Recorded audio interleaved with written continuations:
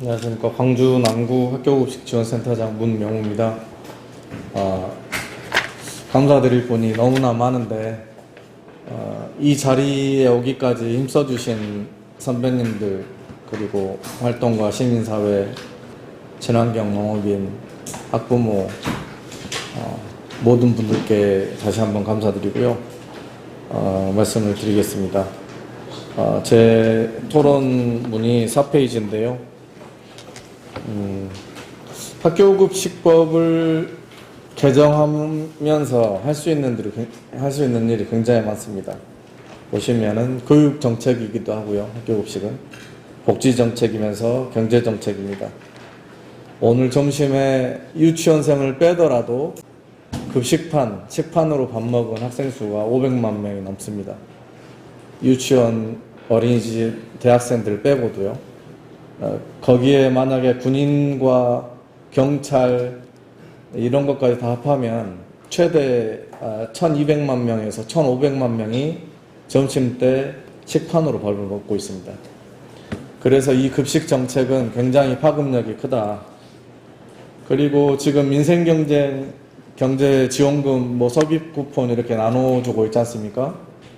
지금 학생 1인당 연간 학부모에게 약 60만 원 이상의 서비스 쿠폰을 주고 있는 거거든요. 무상급식이. 그렇게 따지면 식품비가 연간 지금 2조 3천억 정도라고 감안을 했을 때 소비 성향을 한 90% 이상으로 보면 그 투자 성수 효과는 적어도 23조 이상이 날 걸로 생각을 합니다.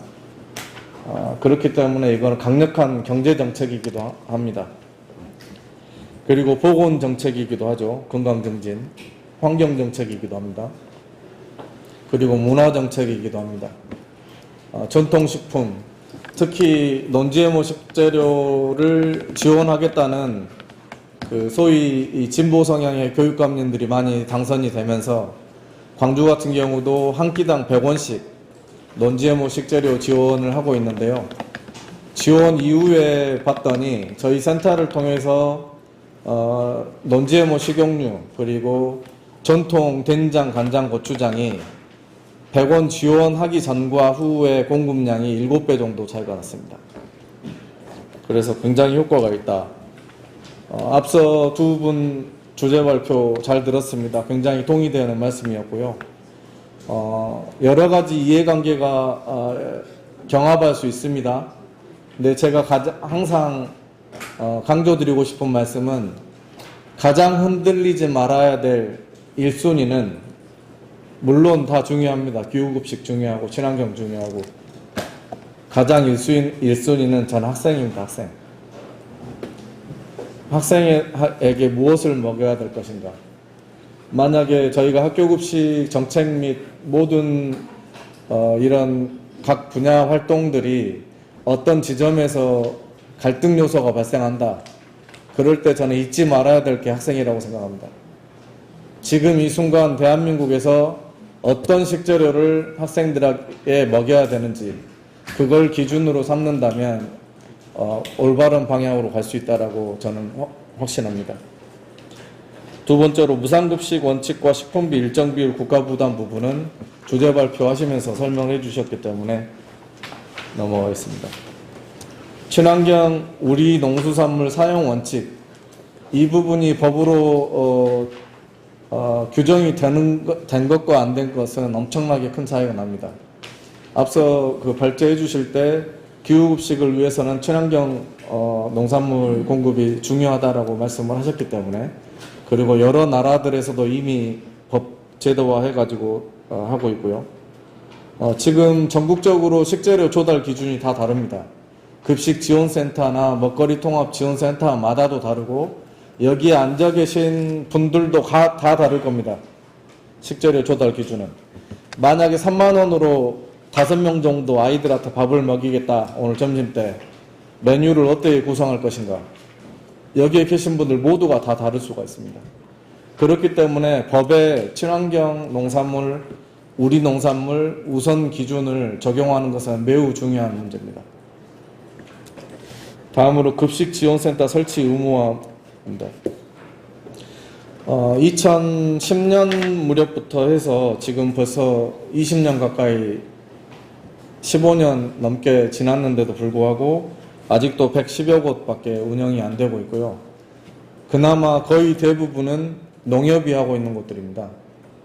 그 농협이 하고 있는 곳들 지자체들은 해당 공공급식 지원센터, 학교급식 지원센터의 의사결정에 얼마나 참여하고 계신지, 지역의 먹거리 관련 전문가 또는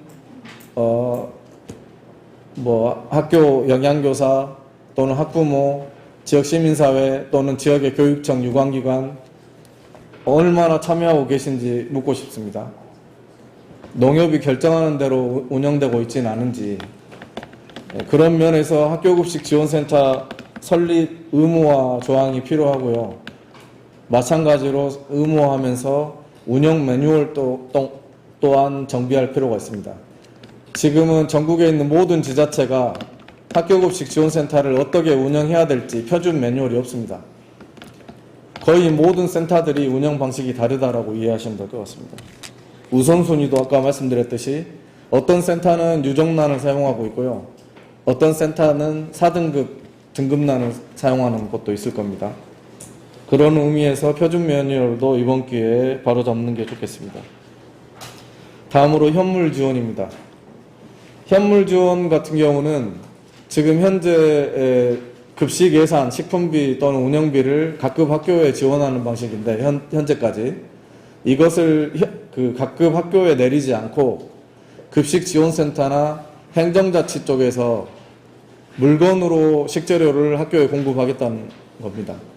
이렇게 되면 학교 급식실 또는 행정실에서 급식 식재료 조달과 관련한 별도의 계약 절차가 필요가 없게 됩니다.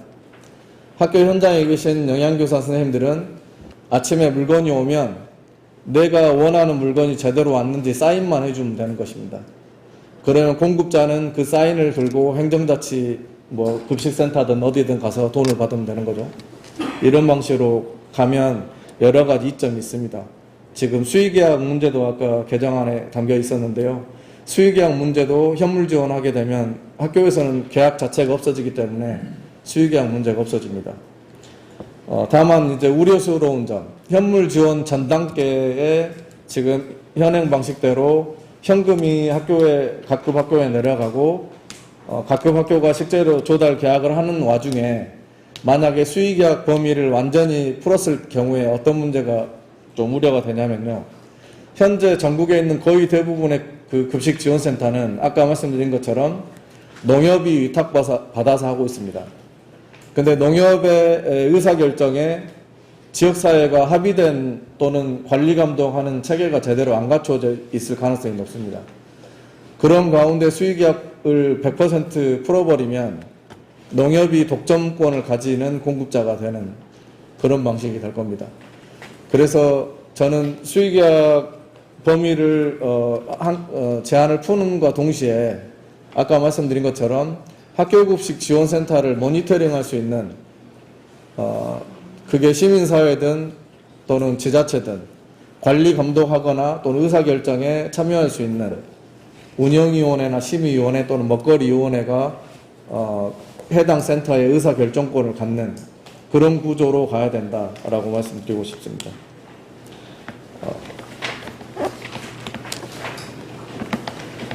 70페이지 상단에 보시면 방금 말씀드린 내용이 좀 이해가 되실 수 있는 내용으로 설명이 되어 있습니다.